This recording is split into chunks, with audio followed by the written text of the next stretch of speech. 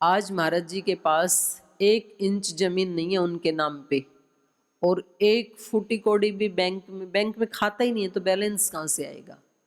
जो कुछ उन्होंने अपने परम पुरुषार्थ से कमाया, आज तो उनका व्यक्तित्व इतना ऊंचा हो गया कि वो कहीं 1 घंटा भाषण देने के लिए जाएं तो करोड़ों रुपए लोग देंगे उनको। मोटिवेशनल स्पीकर लेते हैं ना आजकल, तो महाराज जी से बढ़िया तो कोई मोटिवेशनल स्पीकर है नहीं, और लोग देते हैं। आज भी सुबह बहनों ने, कोई पैटर्न मेंबर बन रही थी, कोई लाइफ मेंबर बन रही थी, जब तक जो भोगी लोग नींद में आंखें मसलते हुए 7 बजे उठते हैं, तब तक तो यहाँ मंच पे 20-25 लाख रुपए लोग दान दे देते हैं महाराज जी को। कोई फाउंडर मेंबर बन रहा है, कोई पैटर्न मेंबर बन रहा है, कोई लाइफ मेंबर बन रहा है, क्यों देते हैं? ये तो उनका पुरुषार्थ है, उनका प्रबल पुरुषार्थ से जो व्यक्तित्व बनाया, दान दे रहे हैं ना, वो किसी की डकैती तो नहीं है, अपनी इच्छा से दिया है। तो जो कुछ देश के लोगों ने उनके परम तप और परम पुरुषार्थ से उनको दिया, वो सारा उन्होंने 100% चैरिटी में लगाया। अपने पुरुषार्थ से जो कमाया, लोगों ने जो दिया, वो सारा का सारा 100% सेवा में लगाया, इसलिए खुश हैं। जो कुछ उनके पास है वो सब बांट दिया। बांटने में बड़ा सुख मिलता है। आप तो कभी कभी कोई अनुष्ठान करते हो, उस दिन आपको लगता है कि भाई आज 8 कन्याओं को खाना खिलाया, आज इतने लोगों को दान दक्षिणा दी, तो जिस दिन देते हो उस दिन मन में खुशी होती है कि दुख होता है? परम खुशी होती है। उस दिन लगता है कि आज मैं कुछ मनुष्य बन गया। कितना अच्छा लगता है देने में। तो ये देना हमेशा बने रहना चाहिए, हर दिन देना है, हर घंटे देना है, हर पल देना है, देने का भाव। और ये देने का भाव मनुष्य को देवता बना देता है। देवताओं के हाथ ऐसे रहते हैं और भिखारियों के ऐसे रहते हैं, यही अंतर है भिखारी और देवता में। बोल जी क्या दे सकते हैं, रोज कहाँ से लाएंगे इतने पैसे? पैसे थोड़ी देने होते हैं। आप किसी को योग सिखा रहे हो, ये योग की नॉलेज का भी तो दान कर रहे हैं ना आप, ये भी तो देना है, और ये तो सबसे बड़ा देना है।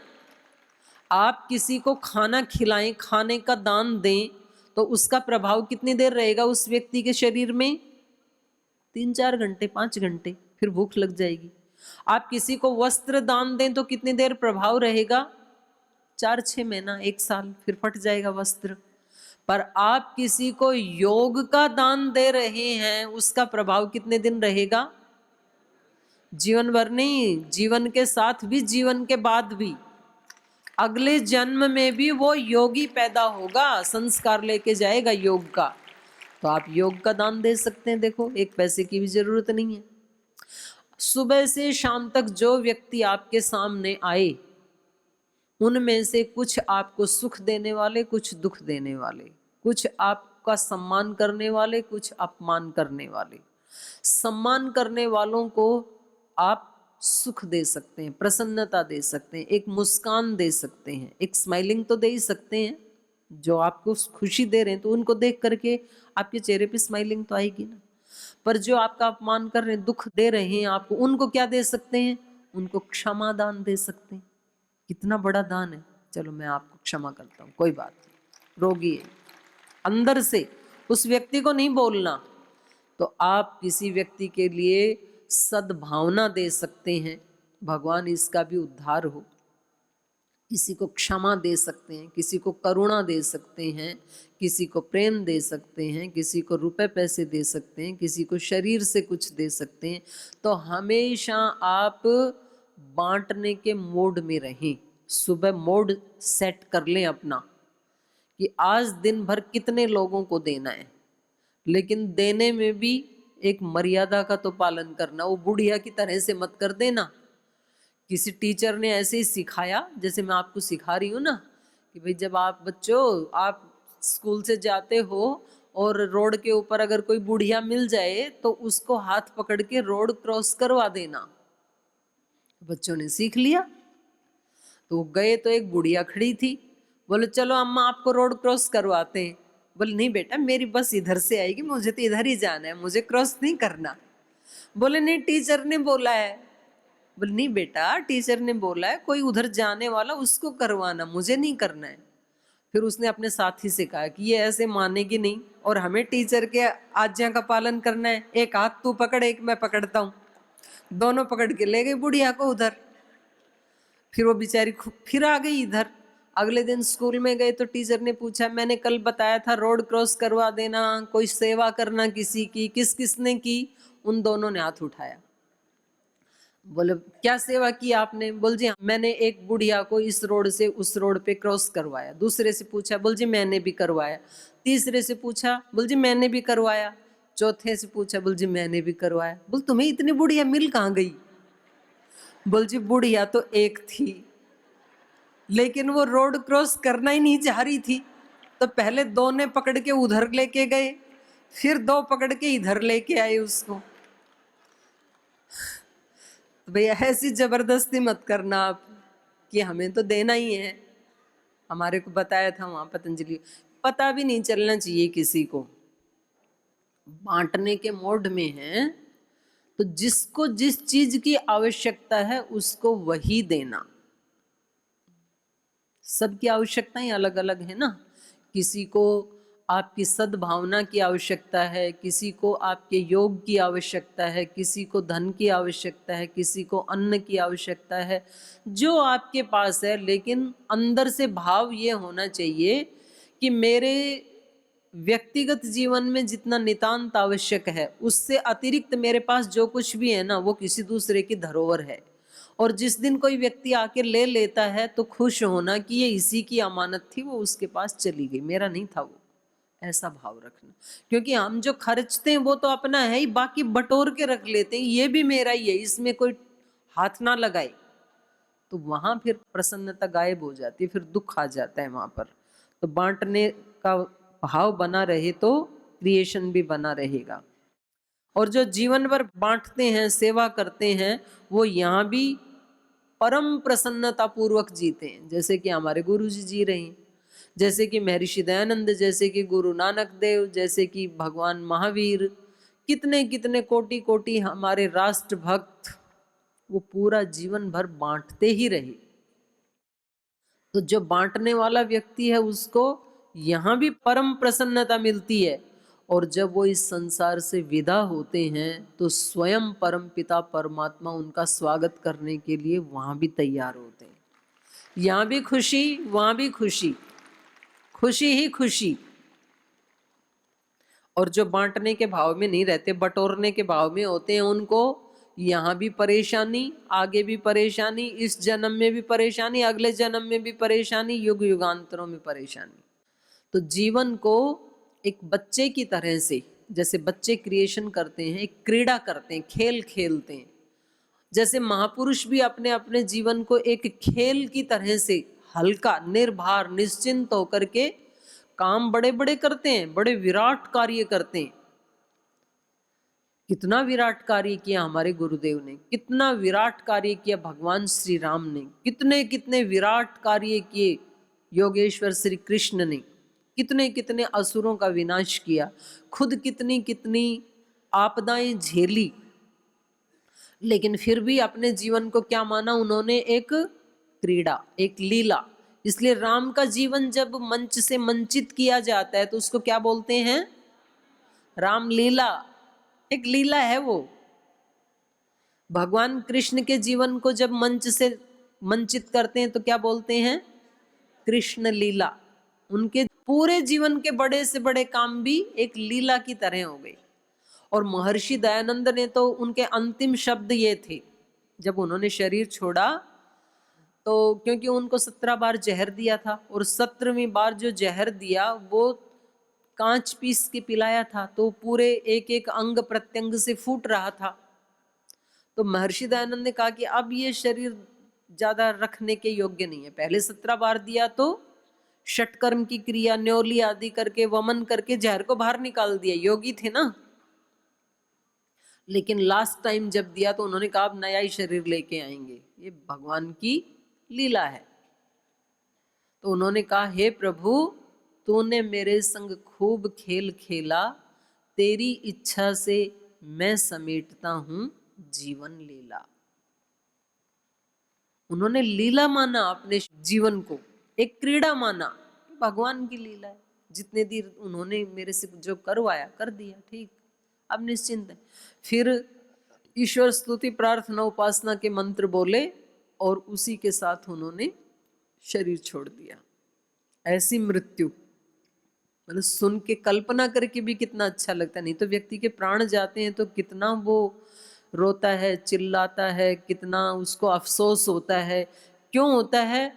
क्योंकि उसने कोई नया क्रिएशन नहीं किया, जो जीवन में करना था वो पूरा नहीं किया, और उसको लगता है कि बीच में ही कोई मेरे को स्टेशन आने से पहले ही गाड़ी से उतार रहा है, इसलिए वो चिल्लाता है। पर जिसका स्टेशन आ गया, गंतव्य आ गया, वहीं के लिए वही करना था, वो तो ऐसे महर्षि दयानंद की तरह से जाते हैं। और वो वही व्यक्ति जा सकते हैं जो सारी जिंदगी बांटते हैं। इसलिए आप यहाँ पतंजलि योगपीठ से एक बड़ी चीज सीख के जाना, परम पूज्य गुरुदेव के जीवन से, श्रद्धेय आचार्य श्री के जीवन से, कि हमारे जीवन का हर दिन बांटने के लिए भगवान ने हमें बनाया है। और भी कुछ नहीं है तो सुबह 3 बजे उठ करके सुबह सुबह 2 घंटे आप योग सिखाने के लिए जाना, ऋषियों का ज्ञान बांट के आना, ऋषियों की योग विद्या को बांट के आना, अपने गुरु के सीखे हुए ये जो अमृत वचन है इनको बांट के आना। ये प्रसाद है हम सब के लिए, अपने गुरुओं के जो वचन हैं उनको प्रसाद की तरह बांट के आना।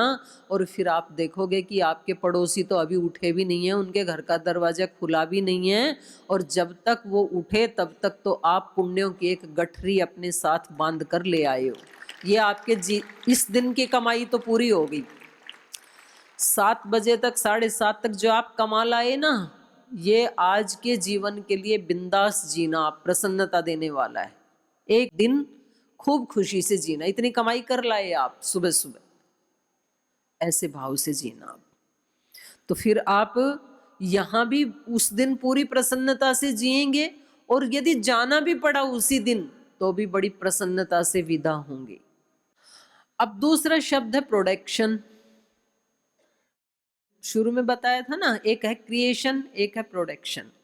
प्रोडक्शन में भी कोई नई वस्तु तो बनती है, लेकिन वहां भाव ये बना रहता है कि इससे मैं और क्या कमाऊं। एक व्यक्ति ने मंदिर बनाया, एक व्यक्ति ने होटल बनाया, बिल्डिंग दोनों की बराबर ही बनी है, लेकिन मंदिर में भाव क्या है? बांटने का। अभी कितने लोग आएंगे, कितने लोगों की दुआएं मिलेंगी, मेरी कोई अपेक्षा नहीं है इससे। लेकिन होटल बनाया, उसमें अपेक्षा क्या है? कमाई कितनी होगी, इस साल का कितना टर्नओवर होगा, अगली का कितना होगा, और यदि इतना नहीं हुआ तो फिर परेशानी, और हो रहा है तो भी परेशानी, क्योंकि आगे और बढ़ना है, मेरे को और चाहिए। तो जब भाव बटोरने का है उसको कहते हैं प्रोडक्शन, उत्पादन। उत्पादन भी करें हम, लेकिन यदि वो बांटने के लिए है, जैसे कि पतंजलि कर रहा है, प्रोडक्ट बना रहा है, लेकिन वो बांटने के लिए, चैरिटी के लिए, सेवा के लिए, तो भाव का अंतर होता है। आप यदि ये भाव ले रहे हैं कि अभी तक तो मैंने केवल 10 गांवों में समिति बनाई, अब जाकर के मेरे को 100 गांवों में बनानी है, ये संकल्प लेना, ये प्रोडक्शन नहीं है। ये प्रोडक्शन होते हुए भी क्रिएशन है, क्योंकि इसमें भाव आपका अपने व्यक्तिगत लोभ लालच के लिए नहीं है। जब हम किसी चीज की उत्पत्ति करते हैं ना, कोई चीज बनाते हैं, जैसे बच्चे घर बनाते हैं या कोई टॉय बनाते हैं, गेंद बनाते हैं, तो उससे उनको कोई पैसे नहीं कमाने, इसलिए उनको प्रसन्नता होती है। लेकिन जिस दिन आपने वो गेंद पैसे कमाने के लिए बनाई है, तो समझ लेना अब यहाँ से लालच भी शुरू हो गया, लोभ भी शुरू हो गया, क्रोध भी शुरू हो गया, उतना नहीं मिलेगा तो डिप्रेशन भी शुरू हो गया, अहंकार भी शुरू हो गया कि मैं कुछ कर रहा हूं, और फिर तो हम कहाँ जाके रुकेंगे, फिर कोई उसका अंत नहीं है। रावण के पास बहुत कुछ था, सारी दुनिया की अच्छी अच्छी महिलाएं अपने यहाँ लेके बंद कर दी, सारे दुनिया के जो बहुत क्रिएटर व्यक्ति थे ऋषि कोटि के, उनको जेल में बंद कर दिया। जो भी अच्छी अच्छी संपत्ति थी, दुनिया भर का सोना चांदी हीरे मोती सब बंद कर दिया, बटोर लिया, और लगा कि मेरे पास बहुत है, लेकिन उसको वो बटोरने के बाद एक दिन भी सुख नहीं मिला, और अंतिम समय भी किस तरह से पूरे अपने कुल खानदान का नाश करवाया और खुद का भी नाश करवाया, वो आपको बताने की आवश्यकता नहीं है। तो बांटने में सुख है, बटोरने में दुख है।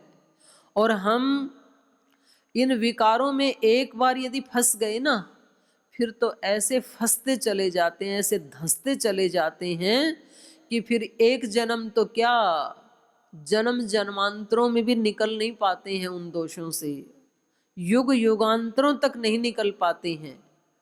और हम यहाँ आए हैं इस धरती के ऊपर, तो देखो इसमें भी मतलब हम बुरा ना माने, कहीं ना कहीं तो भाई हमारे से चूक हुई, तभी तो दोबारा आना पड़ा, लेकिन इस बार चूक नहीं करेंगे बिल्कुल भी।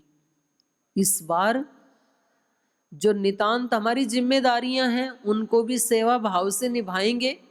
भाई किसी के पास बच्चों की जिम्मेदारी है, किसी के पास जॉब की जिम्मेदारी है, अपने बिजनेस की जिम्मेदारी है, उसको भी सेवा भाव से निभाएंगे। और उसके अतिरिक्त जितना भी समय है, शक्ति है, सामर्थ्य है, उसको भी सेवा भाव में लगाएंगे।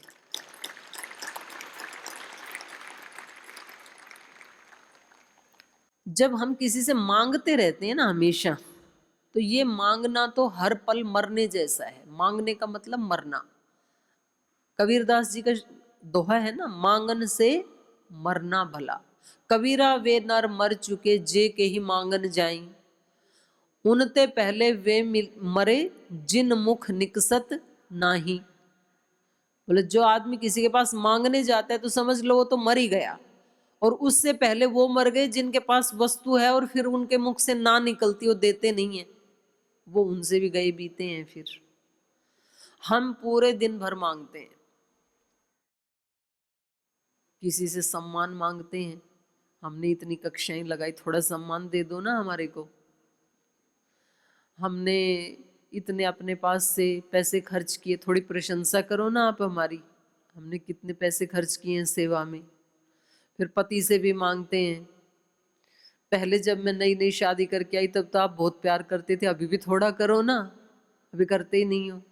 फिर बच्चों से भी मांगते हैं, हमने कितने कष्ट उठाए, तुम थोड़ी तो हमारी बात मानो ना, तो हमें खुशी मिले।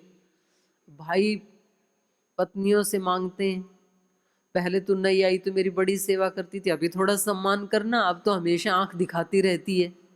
पूरे दिन मांगते रहते हैं कटोरा हाथ में लेकर। और दूसरा कह रहा है मैं तेरे को कहां से दूं, मैं खुद खाली। बोले मैं पूरे दिन सेवा करूंगी तेरे घर की, बस जब मैं शाम को जब ऑफिस से आओ ना तो थोड़ा सा मेरी दिन भर की वो व्यथा सुन लिया करो, 5-10 मिनट, मेरे को 10 मिनट दे दो, बस इतना ही मांगती हूँ। बस आपका प्रेम मेरे को मिलता रहे और कुछ नहीं चाहिए मेरे को। ये बोलता है मैं सारे दिन वहाँ फैक्ट्री में जॉब कर रहा हूँ, कंपनी में काम कर रहा हूँ, कितने कितने लोगों से माथापच्ची करनी पड़ती है, बस तेरे से एक ही चीज़ मांगता हूँ, जब शाम को आऊँ ना तो थोड़ा शांति से मेरे को लेटने दिया कर, डिस्टर्ब मत किया कर। अब वो कह रही मैं दिन भर की मेरी शिकायतें कौन सुनेगा, मेरे को टाइम दो। ये कह रहे मैं थक के आया हूँ, मेरे को थोड़ा आराम दो। दोनों मांग रहे हैं दोनों से, और दोनों खाली, देने के लिए किसी के पास है नहीं, इसलिए दोनों में रोज रोज तकरार होती है। बच्चों से भी मांग रहे हैं, पति पत्नी से भी मांग रहे हैं, माता पिता से भी मांग रहे हैं, पड़ोसी से भी मांग रहे हैं, संगठन में भी मांग रहे हैं, हरिद्वार में भी मांग रहे हैं। गुरु के द्वार पे केवल आशीर्वाद मांगना चाहिए, यहाँ पर फोटो नहीं मांगनी चाहिए। आपकी फोटो अभी नहीं हुई ना, करवाएं, कल करवा दें। अभी तो बोला मांगना नहीं है, बोल फोटो फोटो तो मांग लेने दो। सारी चीज ऐसे ही मांगते हैं हम। ऐसे बोलो जैसी गुरु की आज्ञा। हाँ अब अच्छे बन गए आप। ऐसा बोलते ही रिलैक्स होता है। और यदि ये सोचा कि वो ही नहीं अभी फोटो, अभी तो भाषण भाषण दिए जा रहे हैं, तो फिर कष्ट। तो हमेशा खुश। तो ये जो सदा लेने का भाव है ना, इससे व्यक्ति भिखमंगा बन जाता है, हमेशा अभावग्रस्त रहता है, हमेशा उदास रहता है, और परिणाम में उसको मिलता है अवसाद, डिप्रेशन और निम्न चेतना, उठ नहीं पाता है कभी उससे, इसलिए मांगना नहीं है। और केवल भौतिक संसाधनों के लिए जीना, ये तो हमारे गुरुदेव कहते हैं जीवन का अपमान है। देखो हम ये मांगते रहे, बटोरते रहे, एक पजेसिवनेस का भाव अपने मन में बना के रखते रहे, ये मेरा है, बच्चे मेरे, पति मेरा, घर मेरा, जो घर में पैसे आते हैं वो मेरे, सब मेरा मेरा करके जोड़ के रखते रहे, एक दिन तो छूटना ही है। केवल इसके लिए जीना, ये तो फिर जीवन का एक अपमान करना है, क्योंकि इससे हमारे संस्कार बन जाते हैं फिर, और वो संस्कार फिर हमें अगले जन्म में भी ऐसी जगह लेके जाएंगे, फिर अगले जन्म में भी ऐसे जिएंगे, फिर उससे अगले जन्म में भी ऐसे जिएंगे। तो व्यक्ति का जीवन कैसा हो जाता है, जेल की तरह से। पथिक जी का एक भजन है, चली जा रही है ये जीवन की रेल, समझ कर खिलौना इसे लो न खेल, चली जा रही है ये जीवन की रेल, किसी को चढ़ाए किसी को उतारे, घड़ी दो घड़ी के मुसाफिर हैं सारे, कहीं पर जुदाई कहीं पर हो मेल, चली जा रही है ये जीवन की। रहे कुछ सफर भर में रोते चिल्लाते, कोई सफर भर में रोते चिल्लाते ही रहते हैं। रहे कुछ सफर भर में रोते चिल्लाते, मगर कुछ महापुरुष हंसते हंसाते, रहे हर मुसीबत को हिम्मत से झेल, चली जा रही है ये जीवन की रेल, पथिक रेल गाड़ी में जो भी चढ़ा है, कहीं ना कहीं तो उतरना पड़ा है, कोई समझे मंदिर कोई समझे जेल, चली जा रही है ये जीवन की रेल, समझ कर खिलौना इसे लो न खेल, चली जा रही है ये जीवन की रेल।